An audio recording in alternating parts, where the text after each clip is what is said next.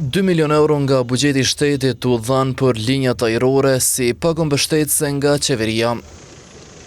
Ndër arsyetimet e ekzekutivit për ndarjen e kësaj shume u përmend edhe shtrejtimi i kerozinës. Por efekt më të madh në shoqëri sipas ekonomistëve pati shtrejtimi i naftës, për çka qeveria nuk intervenoi fare. Andaj kjo shumë sipas tyre do duhej ndarë diku tjetër.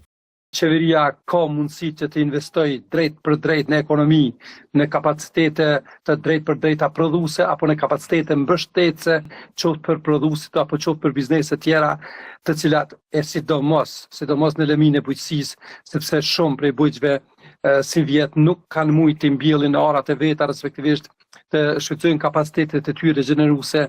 Në ndërkohë qytetarët të enjtën për 1 litër naftë paguan deri në €1.58, teksa trendi i shtrejtimeve po vazhdon, vlerësohet se vendimi u morë vetëm për të larguar vëmendjen.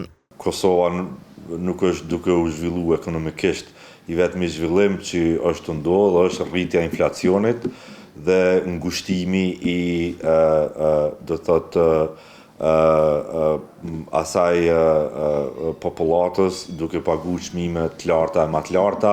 Për këtë temë të enjtën foli edhe kryeministri Albin Kurti, i cili vendimin e arsyetoi me gjendje të jashtëzakonshme, duke deklaruar se një veprim të tillë e kanë bërë edhe shtetet e tjera.